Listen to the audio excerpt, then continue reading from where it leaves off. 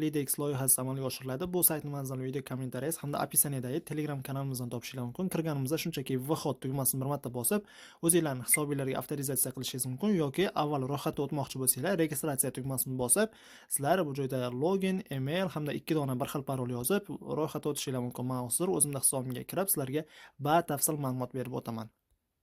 Mana do'stlar, men o'zimning hisobimga kirib oldim va kirganimizda mana bunday tarzda menyu chiqadi va bu joyda endi o'zimizning hisobimiz va hisobimda hozir 11558 rubl pul bor va bu pulni hozir video davomida yechib olamiz. Ya'ni videoni oxirigacha tomosha qilsanglar, mana shu 11,5 ming rubl pulni yechib olganimizni ham sizlarga ko'rsatib beraman. Bundan tashqari esa bizda hozirda depozitimiz bor, 15 ming rubl depozit kiritganmiz va bundan tashqari 26 ming rubl pul yechib ham olganmiz. Ya'ni pul to'lagan.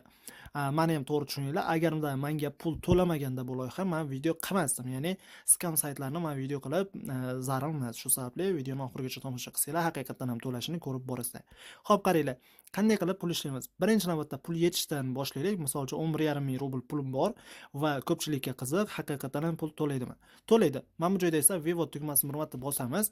So'ngra esa pul yechib olishimiz uchun biz o'zimizni kashloglarimiz bor, ana shularni kiritib qo'yishimiz kerak. Buni esa biz nastroyka tugmasini bir marta bosib, bu joyda esa bankovskiy kartalar yoki men Payrga yechib olaman doim, yoki Umani, Bitcoin va boshqa kashloglar orqali yechib olishingiz mumkin. Bu joyda Tronda hamda USDT da, ya'ni dollarda ham yechib olishingiz mumkin.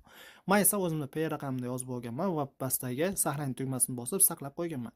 Biz esa endi yechib olishimiz uchun mana bu joyda Viberity kashlogini bir marta bosib o'zimiz kiritgan hamyonimizni tanlaymiz, misol uchun Pay raqamimizni. Va so'ngra pastdagi summa degan joyga kelsa, o'zimizni qancha pul yechib olmoqchi bo'lsak, hisobimizni yozamiz. Misol uchun menda hozir 11558 rubl bor. Shuni yozaman. 11558 rubl. Va hozir biz pastdagi Dali tugmasini bosadigan bo'lsak, bizning hisobimizdan pullar yechib olinadi va uzog'i bir necha soniyalar ichida bizga pullar to'lab boriladi.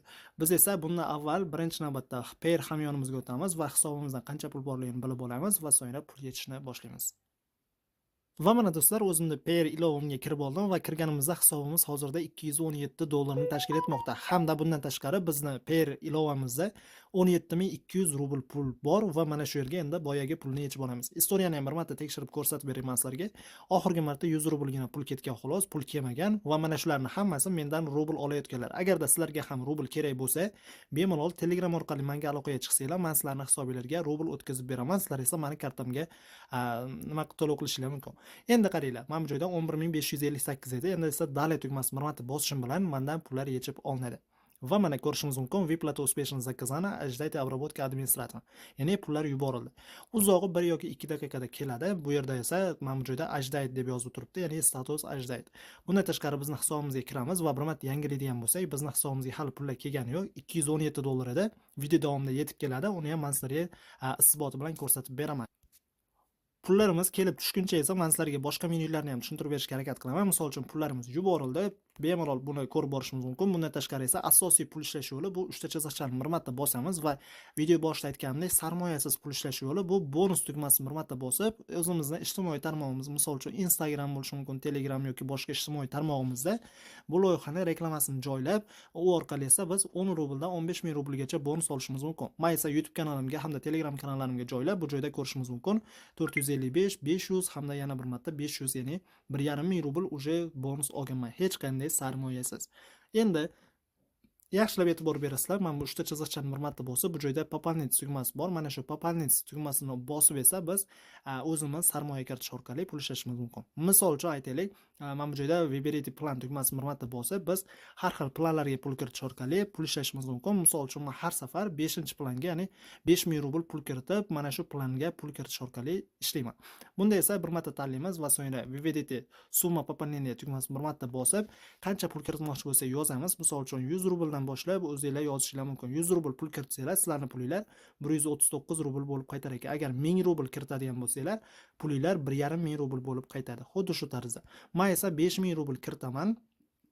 Mana 5000 rubl kiritadigan bo'lsam, meni pulim ko'rishingiz mumkin 9250 rubl bo'lib qaytadi. Hamda men har 8 minutda mana bu joyda yozib qo'yilgan, каждый 8 minut, ya'ni har 8 minutda 27 rubldan pul ishlayman. Juda ham yaxshi. Endi bizni hali hisobimizga pullar kelib tushgani yo'q. Adashmasam, kelib tushgani yo'q ekan. Birozdan so'ng kelib tushadi. Ungacha esa men sizlarga aytganimdek mana shu joylarni tushuntirib beraman. Bu ikkinchi pul ishlash yo'li edi. Pastroqda esa men avval kiritganlarimni ham ko'rib borishingiz mumkin, men ko'rishingiz mumkin. 3 marta 5000 rubldan pul kiritganman va hammasi успешно deb turibdi. Ya'ni pul kiritilgan va bundan men foydasini olgan bo'lganman. 3 ta chiziqchani bo'lsa, bu joyda hisobimizda boyagilar ham o'shani foydasi edi.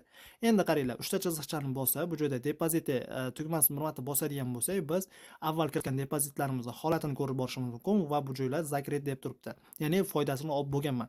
3 ta chiziqchani bir marta bosib esa, biz bu joyda partnyorskiy sistema, ya'ni my partner tugmasini bir marta bosib, o'zimizda referalniy havolamizni do'stlarimizga yuborish orqali, ular orqali, ya'ni do'stlarimizga yuboramiz, yaqinlarimizga, ular kirib pul ishlashda davom etsa, bizga qanchadir miqdorda bonuslari bor. Bu ham endi xohlovchilar uchun, lekin majburiy emas. Ya'ni referal chaqirmasanglar ham pul to'laydi. Endi 3 ta chiziqchani bosib, nastroyka, bu aytganimdek boshdagi menyu. Hammasini tushuntirib bera oldim. Pul yechish, vivod, pul kiritishni boshlaymiz endi. Pul kiritish qanday qilib? Пополнить formatni bosamiz. Выберите planga 5 ta tanlayman. Выберите sistemu, ya'ni nima orqali pul kiritmoqchiman. Men o'zimni Pay ilovimdan pul kiritmoqchiman. Mana shu Pay'ni tanlayman. So'ngra esa qancha? 5000 rubl kiritmoqchiman. 5000 deb yozaman, so'ngra Dalej tugmasini bosamiz. So'ngra esa bizga qizil raqamda mana bunday tarzda Pay raqam beriladi. Mana shuni biz bosib turib nusxalab olamiz va so'ngra Pay ilovamizdan pul o'tkazamiz. Ya'ni Pay ilovamizga kiramiz va bizning hisobimizda hozirda $217 bor. So'ngra esa rublni tanlaymiz, ya'ni pul o'tkazishni boshlashimiz uchun. Agarda sizlarda aytganimdek rubl yo'q bo'lsa, Telegram orqali menga aloqaga chiqsanglar, men sizlarning hisobingizga rubl o'tkazib berishim mumkin, ya'ni obmen tarzida. Endi esa bu joyga boyagini qo'yamiz va transfer qilamiz, ya'ni pulni yuboramiz. Yuborildi. Endi esa istoriyan tugmasini bir marta bosib, bu joyda oxirgi yuborilgan 5000 rublni tanlaymiz.